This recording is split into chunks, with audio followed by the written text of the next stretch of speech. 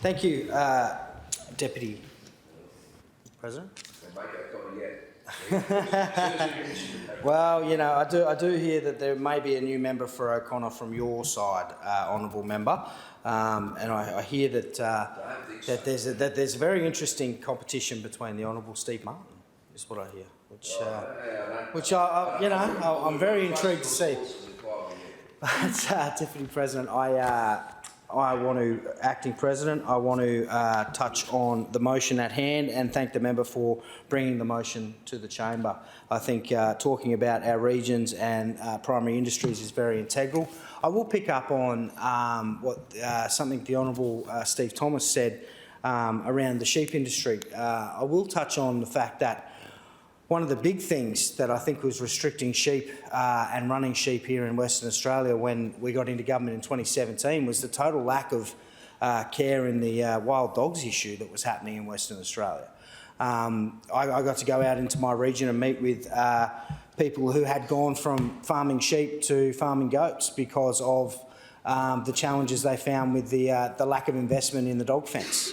That was something we had a wild dog forum. We had a wild dog forum as soon as the minister at the time, the Honourable Alana McTiernan, became the minister. I remember we held a wild dog forum down at one of the universities here, which was well attended by pastoralists and interested parties, and there was a huge forum around the lack of investment that had happened and the lack of care that was put into protecting the sheep industry at the time, because the wild dog problem was massive. And I'm proud that this government has stepped up and done some great work in that space, and that there is a lot more to be done. And I think that is one way of seeing our sheep industry revived. The figures are staggering as to how many sheep we used to produce to what we produce today. And I've met many people who diversified out of sheep because of that exact reason. So a bit disappointing that wasn't put on the record, but now it is. And I want to touch on in the fisheries space just quickly, and I know there's other speakers, so I'm not going to take up too much of the time. But I want to touch on, and I didn't in the last motion get the opportunity to talk about the great things that the government's been doing in the fisheries space. Because once again, we focus on little things that aren't completely true and try to make it sound like the world's ending. But the government has done a lot of work, particularly in the aquaculture space. And aquaculture has been a huge mover with jobs and innovation and hopefully a massive in the export space.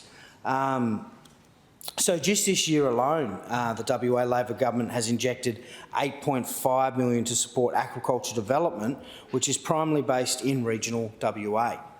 We're going to see the upgrade to the Albany shellfish hatchery to keep up with what is a huge industry demand, and also upgrades to the Pemberton Freshwater Research Centre, which supports regional tourism through the trout stocking. And also we're going to see upgrades to the Broome Tropical Aquaculture Park, which will support ambitious plans to increase production of ocean-grown barramundi in the Kimberley.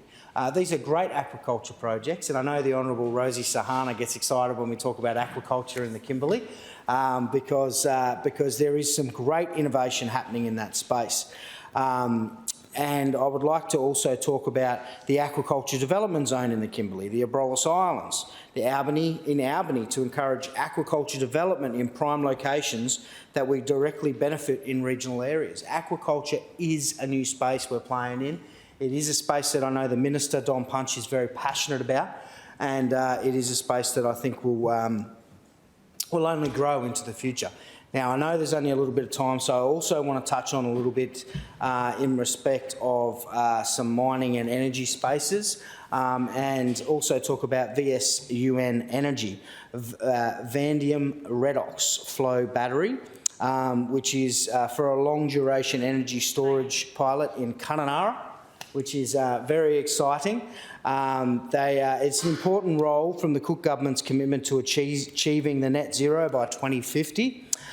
Horizon Power have invested in this energy redox flow battery, the VSUN Energy are a subsidiary of the Australian Vadium Limited, operating in the Murchison and the Midwest in Western Australia. They have a 78 kilowatt, 220 kilowatt redox flow battery, which will enable Horizon Power to test the capabilities of providing long periods of 100% renewable energy, with the potential for the energy to be utilised across WA. Fantastic. I'm a huge supporter of hydrogen as well. I could talk all day on this motion. I think the Honourable Sandra Carr has brought a very valuable motion to this chamber, but I will leave some time for my two colleagues that I know have already jumped.